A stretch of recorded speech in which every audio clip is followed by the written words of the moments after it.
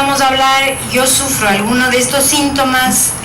No es tanto la angustia, es la menopausia. Bueno, luego fui a pedir ayuda a un respetado amigo, al filósofo francés André Comte Sponville. Su diccionario es lo máximo.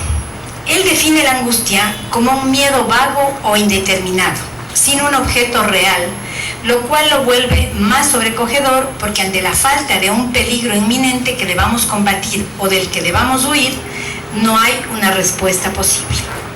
Y se pregunta el filósofo, ¿cómo vencer a la nada? ¿Cómo escapar de lo que no es o de lo que no es todavía?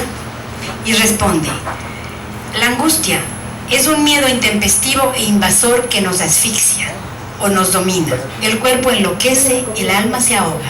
Angustia, el espantoso sentimiento de la nada de su objeto. Hasta aquí, todo claro. Pero el momento en que el autor empieza a profundizar sobre la nada, yo me dije, uy, ya nada ya. Y me despedí del André. Continué la búsqueda del concepto de angustia y para que ustedes crean que soy bien inteligente, consulté a Sigmund Freud. Llegué a la conclusión de que para él la angustia tiene relación con la espera. Esta búsqueda resultó interesante porque me enteré que dijo y se contradijo unas cuantas veces hasta que finalmente en el año 1932, si es que no me equivoco, llegó a una conclusión válida. Freud explica su teoría en el caso de Hans, o Juanito como le traducen, el caso de una fobia infantil, que no dejaba al pequeño ir por la calle por el miedo a los caballos. Y dice el psicoanalista vienés, a menudo he sustentado la tesis de que por obra de la represión, la agencia representante de las pulsiones desfigurada, desplazada, etc., en tanto que la emoción de la lívida es transmudada en angustia. Ahora bien, la indagación de las fobias, que serían las llamadas a demostrar esta tesis, no la corrobora y aún parece contradecirla directamente. Posteriormente, Freud aclara cuál es el mecanismo de la angustia con estas palabras. La mayoría de las fobias, hasta donde podemos abarcarlas hoy, se remontan a una angustia del yo, como la indicada frente a la exigencia de la libido. En ellas, la actitud angustiada del yo es siempre lo primario, y es la impulsión para la represión. La angustia nunca proviene de la libido reprimida. Él quiso seguir explicándolo, pero le dije, deja nomás, Sigmund, otro día hablamos, porque para mí falta de abundancia, de escasez de entendimiento, lo de hoy ya fue suficiente. Pero para serle sincera, me quedé picada con Freud, y fui a consultar a Roland Schemama. Para él, la angustia es el afecto de displacer más o menos intenso que se manifiesta en lugar de un sentimiento inconsciente en un sujeto a la espera de algo que no puede nombrar. Y me pareció muy acertado, pero me di cuenta de que no es tan importante saber qué es la angustia, sino qué hacer con ella, cómo sobrellevarla o cómo combatirla. Y creo que la respuesta está en el conocimiento, en la cultura, en la lectura, en los libros, en el arte, en los paisajes, en la buena música. Creo que los seres humanos debemos vivir por y para él. Siempre podemos echar mano de los ansiolíticos. Es importante reconocer que podemos eventualmente necesitarlos. Podemos siempre combinar la lectura y el arte con la medicina. Porque como dice mi amigo francés, la salud nunca ha sido suficiente para alcanzar la sabiduría, ni la sabiduría para alcanzar la salud. Gracias.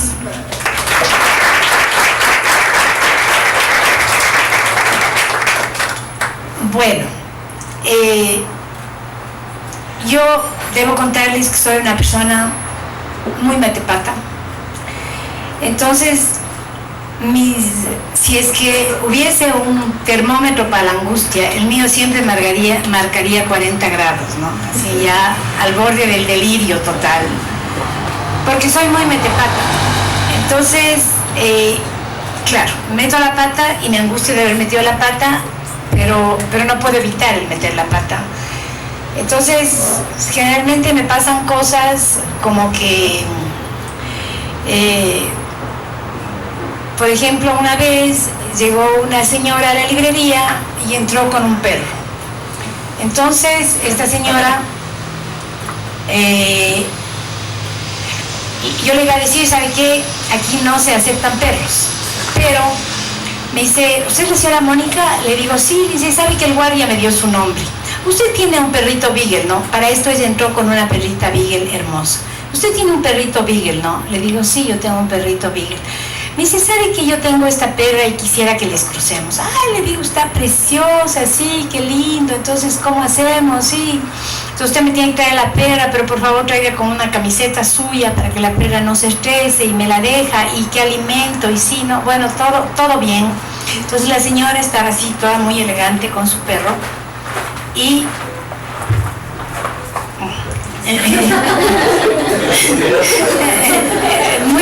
estaba muy elegante con su perro así, y yo, ya el rato que la señora se iba, le digo, es una belleza, le digo, es una belleza, ¿cómo se llama?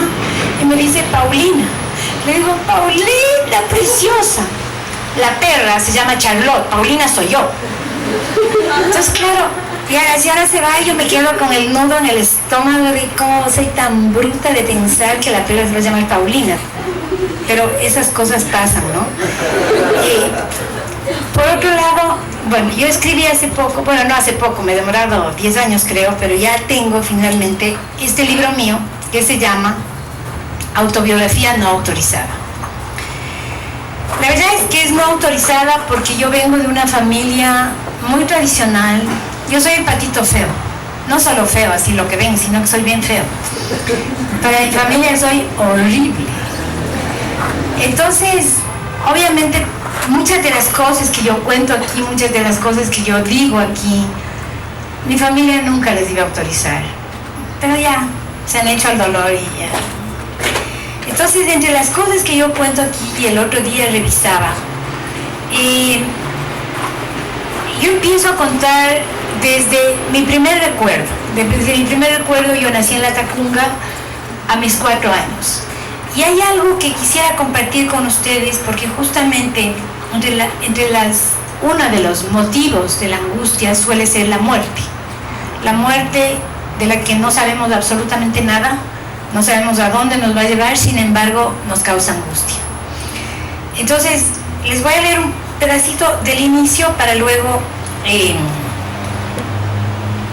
ir a lo que quiero.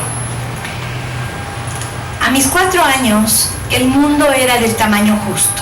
En 2 manzanas cabía toda mi vida, mis ilusiones y mis miedos. En 2 manzanas vivían mis primos. Había una cárcel, un hospital y una tienda de color amarillo con todas las golosinas que podía necesitar. Sabía que el mundo no se terminaba allí, que era más grande, que llegaba hasta la casa de mi abuela. Pero me tenía sin cuidado. Mis 2 manzanas de mundo eran suficientes. Este es un capítulo el que les voy a leer que se llama Los Santos Finados. Nosotros somos 4 hijas mujeres. Engalanadas y peinadas, íbamos muy temprano a visitar las tumbas de los familiares cercanos y lejanos. En la iglesia de San Francisco estaban los restos de los abuelos paternos y de una hermana a la que no conocí, pero que vivió con nosotros al igual que el abuelo, porque mamá nunca la enterró. Su presencia era intensa. Mamá lloraba su ausencia todas las noches al momento de rezar. Eran ríos de lágrimas que yo creía que dejarían surcos en su piel, pero al día siguiente amanecía lozana y sonriente. No obstante, estaba claro que esas muertes habían dejado surcos en su corazón. La tumba del abuelo Alejandro estaba en el cementerio general, y mientras en la iglesia de San Francisco solo dejábamos un pequeño ramillete de flores, en esta depositábamos la enorme corona de nardos que habíamos hecho. Durante esta visita, papá llevaba consigo una engrapadora y un montón de tarjetas con su nombre, al que aumentaba con su puño y letra las palabras "y familia". Todas las tarjetas tenían un borde negro, eran de pésame. Luego de dejar las flores en las tumbas de los muertos propios, empezaba el recorrido por todo el cementerio, dejando engrapada la tarjeta. Recuerdo que me parecían demasiados muertos y que el recorrido era interminable, porque a papá toda la gente lo abrazaba sin parar. Mamá jamás fue al cementerio. Ella se limitaba a vestirse de negro entero y a llorar mientras hacía la colada morada y amasaba las guavas de pan. Terminada la visita al Camposanto, íbamos a la casa de la tía Rosarito, una tía de papá, pero no muy lejana a él en edad. Allí nos encontrábamos con una cantidad de tíos viejos y flemáticos, un poco achacosos, pero con los bolsillos llenos de billetes de 5 y de 10 sucres para regalarnos. Ni bien llegábamos a la casa de la tía, ella nos servía colada morada en unas gigantescas tazas de porcelana. El dulce líquido se desbordaba de la enorme taza, pero a la tía parecía no importarle. Volvíamos a la casa para el almuerzo y en la tarde íbamos a gastar el dinero que nos habían regalado. Comprábamos cocinitas y ollas, alcancías y pastores, balanzas y pelotas. Con seguridad, el resto de la tarde, con todos los primos, jugábamos a la tiendita, reabríamos cada año nuestro lujoso restaurante de garaje, el gran salón de etiqueta azul. Terminado el juego, al ponerse el sol, me invadía una tristeza inexplicable. Era tristeza mezclada con una especie de miedo, de los recuerdos de tanta tumba blanqueada. Más o menos a las 6 de la tarde, papá volvía al cementerio y recogía todas las tarjetitas que otra gente había dejado en las tumbas de nuestros muertos. En la noche, junto con mamá, revisaba una a una las tarjetas de la gente que había tenido la amabilidad de hacerse presente. Finalmente, mamá servía una humeante taza de colada morada y una deliciosa agua de pan amasado en casa. A la hora de dormir, tenía sentimientos encontrados. Por un lado, nuevos planes para los juegos del día siguiente. Por otro, la idea aterradora de la posible muerte de papá y mamá. Además, ese inevitable y repetido sueño. El sueño de papá en un ataúd demasiado chico para él, con su cabeza muerta asentada en el filo de la madera, y mamá en uno demasiado grande, con demasiado espacio y muchas astillas y pedazos de madera a su alrededor. Sin duda, el mundo era del tamaño justo. Poco a poco se iba agrandando, haciendo espacio al miedo, a las pesadillas y a las lágrimas que desde muy chica me acostumbré a tragar. Y sí, yo tuve mucha angustia por la muerte. Este abuelo, del que hablo también en algún momento, fue un abuelo al que yo no conocí, pero que mamá nunca enterró. Entonces el abuelo siempre estuvo presente y la muerte del abuelo y la ausencia del abuelo se podía sentir a pesar de no haberlo conocido. Entonces, yo era muy pequeña y hasta, no sé hasta qué edad, solía tener esta angustia de muerte, ¿no? Esta angustia terrible que se desencadenaba casi siempre en náusea y en unos síntomas así de angustia, de terror, de esta mezcla del todo. Hasta que San Psicoanálisis creo que me logró sacarme de estos miedos y ahora he podido enterrar a mi papá, a mi mamá, a algún amigo que ya se empieza a ir. Y bueno, y seguir viviendo, ¿no? Y seguir tratando de que la angustia no nos lleve por delante, de nosotros agarrar la angustia así como quien agarra las riendas de un caballo, ¿no? Aquí donde me ven, toda regia y saludable, soy bien achacosa. Soy bien achacosa. Y tengo pavor al médico. Entonces es una contradicción total, porque el lunes tengo tumor cerebral, el martes tengo cáncer en un grado terminal, el miércoles tengo esclerosis múltiple y el jueves ya no me levanto, pero el viernes tengo que volver a trabajar, ¿no es cierto? Pero no voy al médico porque les tengo pavor a los médicos, pavor, me parecen negociantes. Espero que por aquí no haya médicos, que no oigan de los consultorios cerrados. Mi papá fue médico y fue un médico de cuerpo y alma. Papá jamás cobró su profesión, papá siempre fue un médico dedicado a ser médico, a servir. Entonces, papá hacía cosas como llevar las vacunas a las casas de la gente que sabía que no tenía recursos para ir a una consulta y poner las vacunas a los hijos, por ejemplo. Entonces, claro, yo me crié viendo esa medicina, ese trato con el médico, ¿no es cierto? Y yo me acuerdo que papá era de las personas que te decía, te agarraba el pulso y te hacía así. Te veía el iris del ojo y te decía, saca la lengua. Y ya, suficiente. Sabía exactamente qué tenías o qué, y te recetaba y daba en el clavo siempre, ¿no? Un día tuve un golpe en el codo. Estaba yo en una casita de playa lavando una ropa y esta lavandería tiene una puerta como súper dura, esas puertas como de cantina de las películas de vaqueros, así, de estas así, pero son súper duras, ¿no? Entonces estaba yo lavando la ropa y mi marido estaba cocinando. Entonces viene mi marido y me dice, Moca, prueba.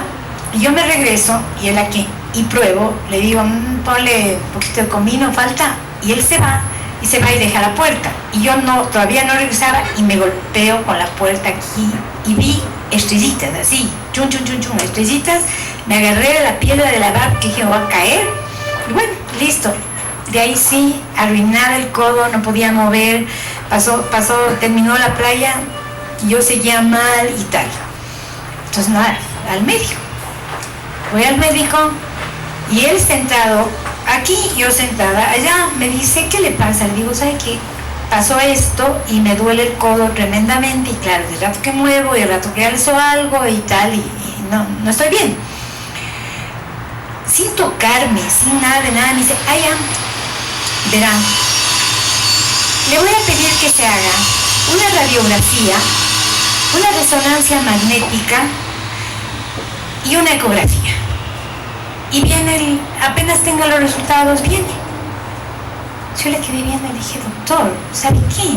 Mi papá me hubiera dicho, saque la lengua, y hubiera sabido lo que tenía. Y no me va a tocar el codo. No.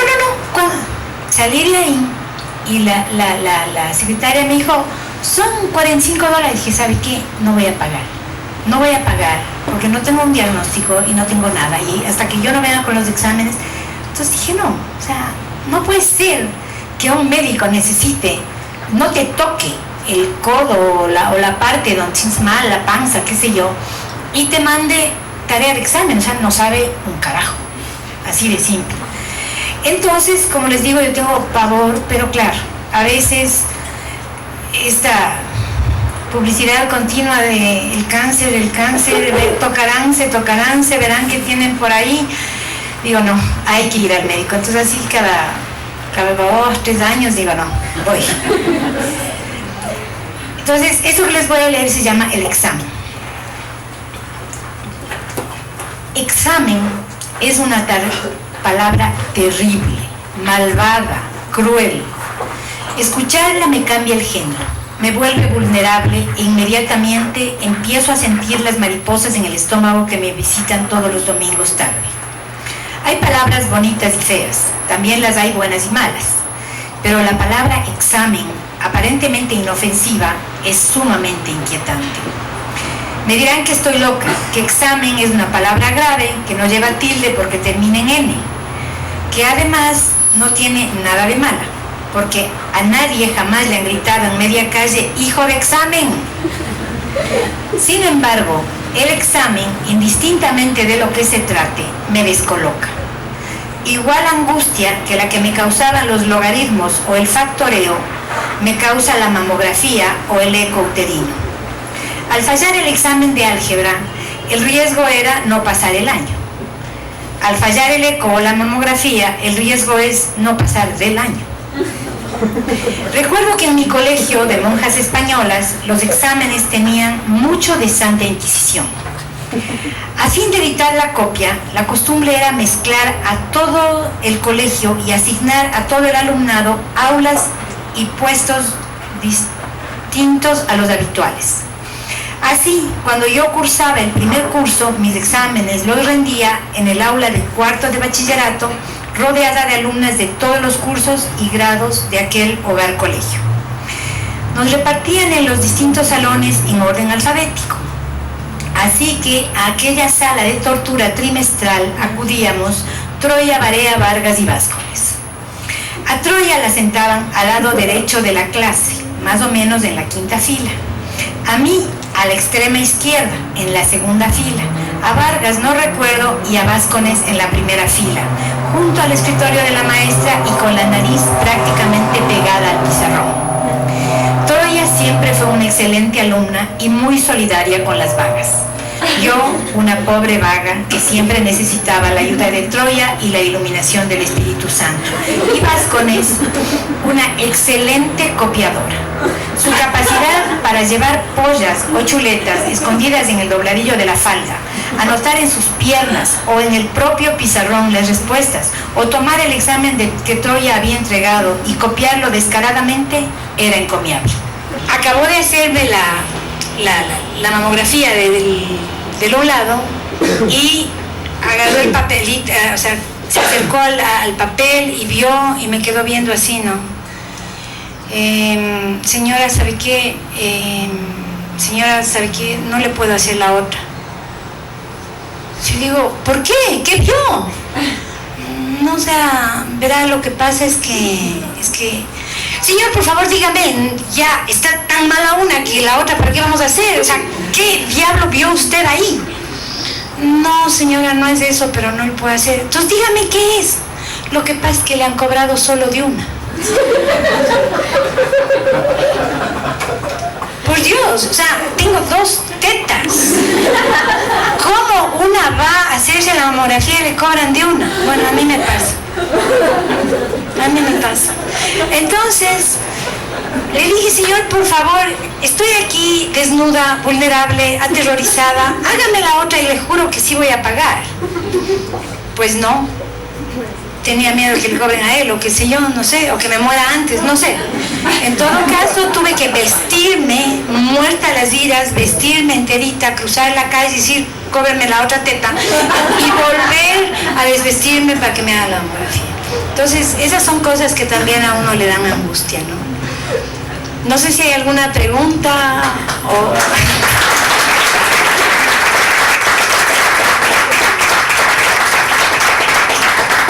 ¿O hacia dónde va la angustia, Dani? ¿Preguntas? Yo tengo una.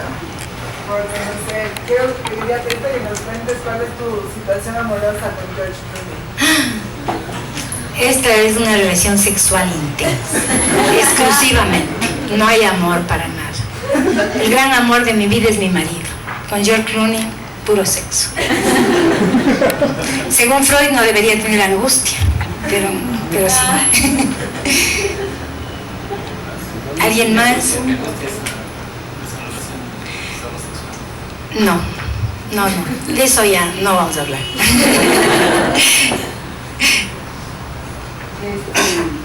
Hola a todos, buenos días, mi nombre es Gina. Tengo la suerte de ser amiga de Mónica, una persona que quiero muchísimo. Lo que quería que nos cuentes es un poco...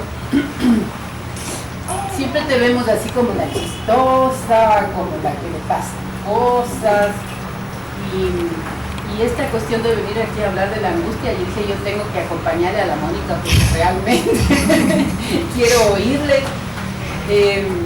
Lo que menos uno pensaría realmente viéndote de fuera es que haya la angustia en tu vida, ¿no? Por el hecho de ser mujeres creo que todas tenemos ese privilegio, pero ¿cómo manejas esta doble situación en tu vida que es tan linda? Por un lado ser tan chistosa, ponernos cosas en el Facebook que nos podemos orinar de la risa ahí mismo, y al mismo tiempo ser el otro lado, ¿no? Ser también la seria, la angustiante, y que aparentemente no aparece. Bueno, primero quiero agradecerle enormemente a la Gina. Gina, yo también te quiero muchísimo. La Gina, les cuento, ahí donde le ven con cara de yo no fui, es una gran poeta. Sí, es una hermosa persona y una gran poeta.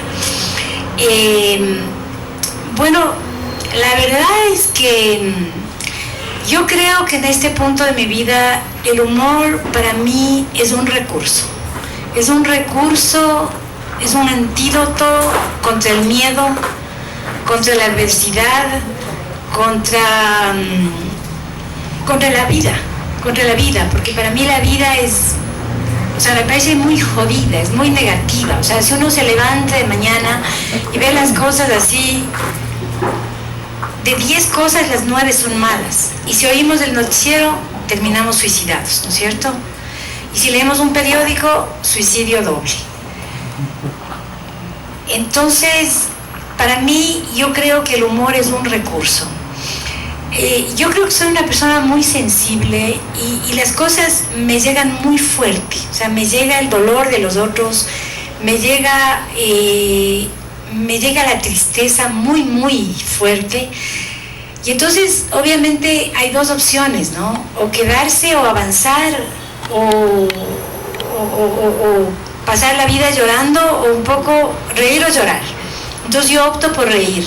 Y muchas veces de la misma adversidad me río de mí misma y con humor salgo de las situaciones.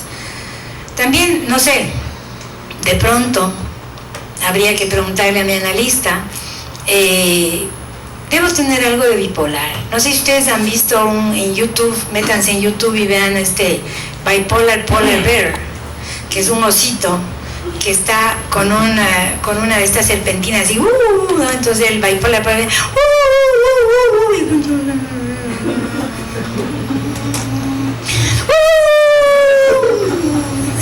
es el osito este bipolar, ¿no?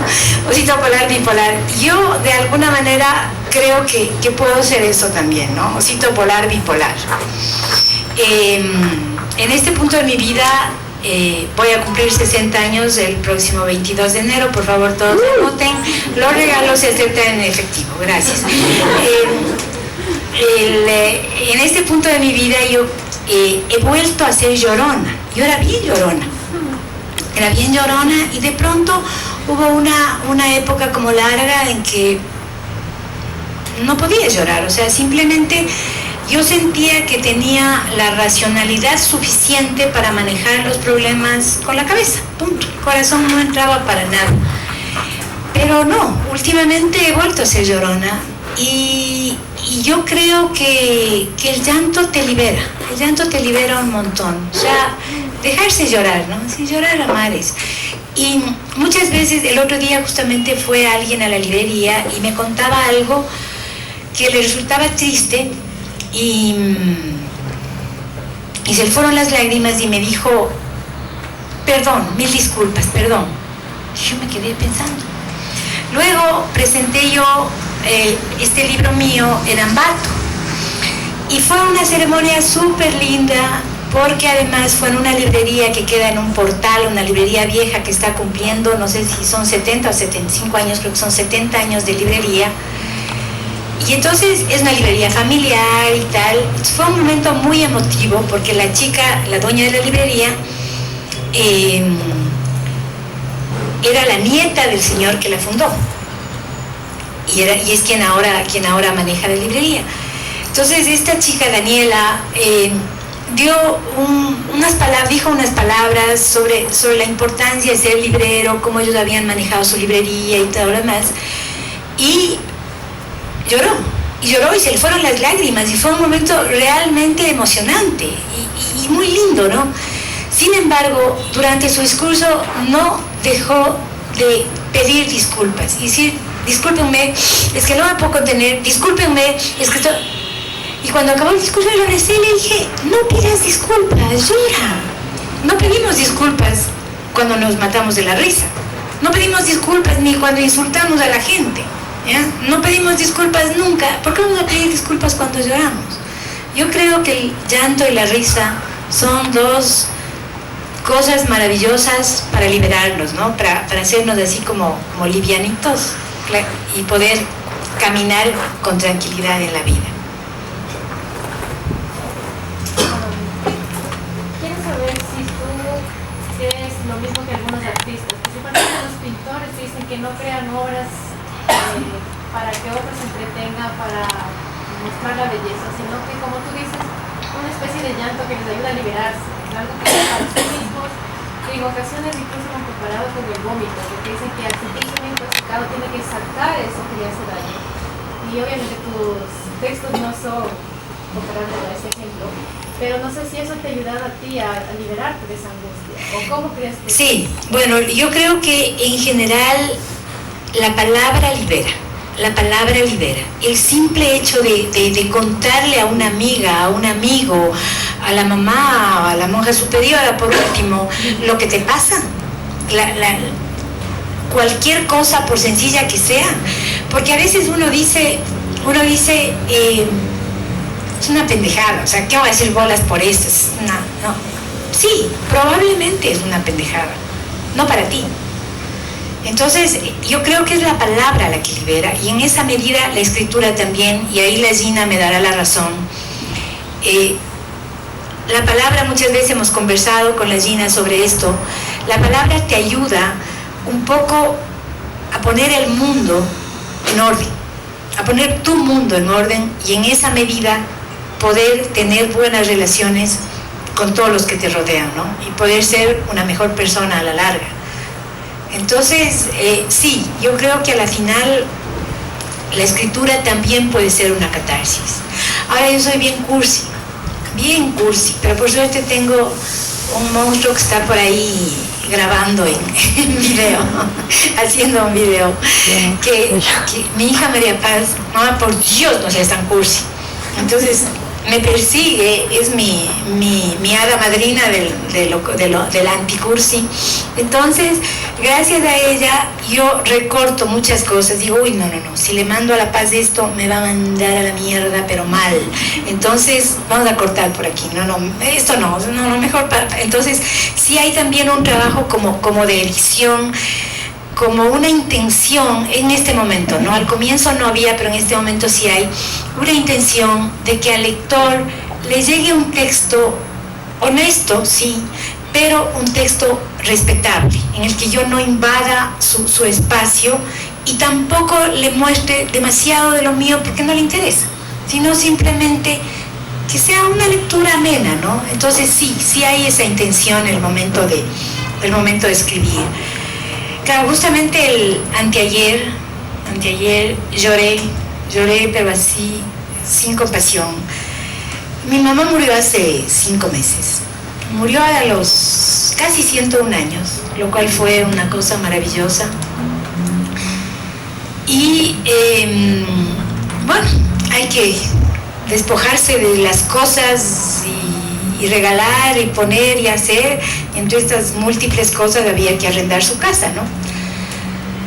Entonces, obviamente los arrendatarios vienen, y es una casa en la que uno ha vivido muchas cosas, son espacios que todavía te dicen cosas, son espacios en los que todavía te sientes acogida, a pesar de que estén vacíos.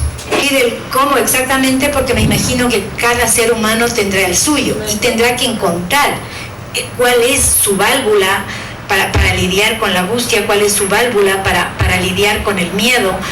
Pero básicamente es eso, ¿no? O sea, yo creo que el psicoanálisis sí te abre a un mundo. Alguna vez que a mí me preguntaron, oye, pero ¿cómo mismo es el psicoanálisis? ¿Qué sentiste? ¿Cómo fue? Yo estuve una vida entera en psicoanálisis, ya no estoy, pero igual, te queda el ritmo, ¿no? Te queda esta manera de pensar. Para mí, el psicoanálisis es como cuando se tapan los oídos. Yo estaba así como que... Y no oyes, y de pronto, ¡pac! Oyes un ¡pac! Y se te destapa el oído. Y oyes clarito. Para mí es eso, es ese ¡pac! Entonces, a mí el psicoanálisis me ayudó muchísimo a liberarme de, o sea, como te digo, yo vengo de una familia muy tradicional, muy católica, muy apostólica romana, con todas las taras que esto conlleva, con todas las culpas cristianas, con todo el bagaje de infierno y tanta mierda, perdón, que te meten. Adicionada a 12 años de colegio católico. Entonces, obviamente fue un psicoanálisis casi tan largo como el colegio y la universidad juntas, porque había que liberarse de todo eso, liberarse de tanta creencia, de tanta cosa, y de entender Y yo digo, sí, la gente que cree es muy respetable, yo respeto todas las creencias, pero a mí por lo menos este momento de mi vida no me sirve para nada. O sea, creo que me sirvió más, fue mejor liberarme de todo eso, ¿no? Poder andar por la vida así, suelta, a mi aire. Entonces, yo, como les digo, yo sugiero a todo el mundo esta opción, ¿no? Mónica, muchas gracias por tu charla. Yo quería preguntarte si en la angustia de escoger la escritura siendo el más notado de tu vida, si tuviste esa angustia de decir, bueno, me decido por el arte, y si tienes angustia en tu profesión cuando te enfrentas ya a esa hoja en blanco que dice que vas a tener que llenar. A ver, la verdad es que yo esto no escogí, a mí me cayó de sopetón la escritura. A mí siempre me preguntan, bueno, ¿cómo escribes? ¿Qué escribes? ¿Y cómo lo haces? ¿Y algún curso de escritura creativa? ¿Algún taller? ¿Alguna cosa? Y yo siempre cuento una anécdota de un tío mío que se compró un arpa y quería aprender a tocar el arpa. Entonces averiguó y no había profesores de arpa y finalmente encontró un indio que era el que yo le dice, oiga, usted es realmente un maestro, entonces, qué lindo. Entonces le dice, este indio le dice, verás, con esta mano le coges la melodía, con esta otra le coges la sinfonía y sale nomás. Para mí es eso, yo con esta cojo la sinfonía, con esta la melodía y sale nomás. O sea, realmente yo agradezco a la vida el poder expresar lo que expreso y que a la gente le guste, ¿no? Que les guste a los guaguas especialmente. Porque mis cuentos infantiles, los guaguas han tenido una buena por dentro. No soy tan terrible, o sea, la gente me puede ver por dentro y no está mal. Entonces fue como un antes y un después, y a partir de ahí sí ya empecé a escribir con total libertad, y bueno, yo soy muy mal hablada, como consta en la gráfica. Y es muy chistoso esto de las malas palabras, ¿no? Porque hay una señora que me sigue en Facebook que pone cosas como: yo que pensaba que usted era una mujer inteligente, pero según veo, las malas palabras le dominan. Y es súper moralista, y entonces pone este tipo de cosas, y cada vez que pongo una publicación con una mala palabra, esta señora se estresa y pone, pero inmediatamente. Entonces yo le contesto, le digo, vea, Lenita, no me siga, no vives. Entonces, claro, es como que te desdoblas, ¿no es cierto? Te pones atrás tuyo y empiezas a contar tu vida, tus cosas íntimas, pero desde acá, no desde aquí, sino desde acácito.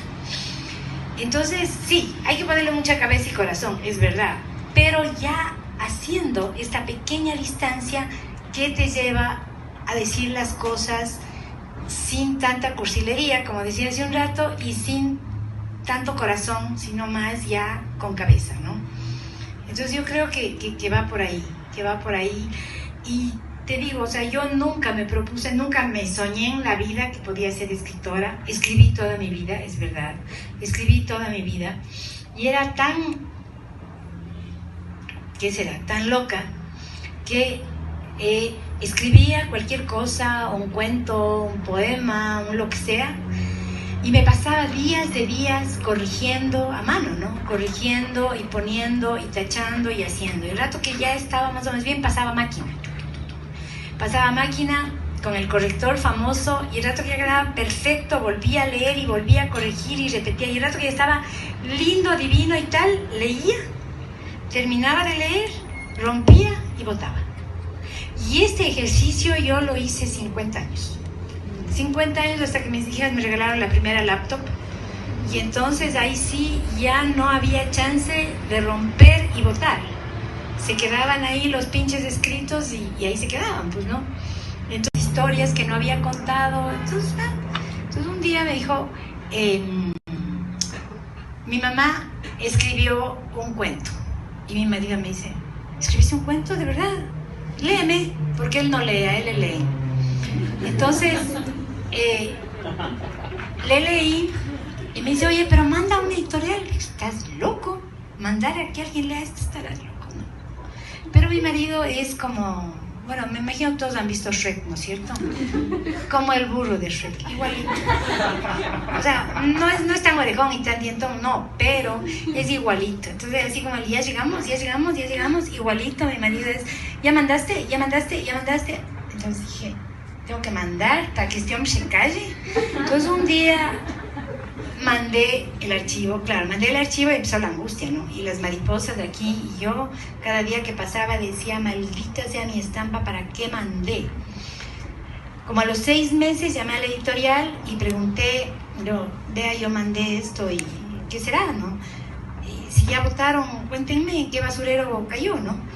Me dice, señora, vea, la verdad sea dicha, hemos recibido tantos manuscritos que todavía no leemos el suyo. Entonces me dio así como una pequeña esperanza de que, quién sabe. 6 meses después me llamaron y me dijeron, sabe que el Consejo Editorial ha decidido publicar. Más mariposas. Ahí sí dije, Dios mío, y ahora, bueno, total, se demoró un siglo porque no encontraban ilustrador, porque sí, porque realmente eso es. Bueno, muchas gracias. Hola, Coraima. Moni, una pregunta concreta. ¿Qué hacer con la angustia? ¿O qué tú recomiendas desde tu perspectiva? Yo creo que la lectura es una gran cosa para la angustia. O sea, la angustia es bien hijo de puta.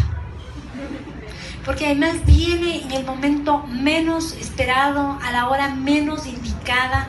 Y cuando uno está en el mejor sueño de la vida, así soñando con George Clooney, ¡pum!, te despiertas con algo y con una angustia y con un desasosiego y con una vaina que no sabes qué hacer, o sea, justo en la hora indicada. Entonces yo digo, ¿y qué haces?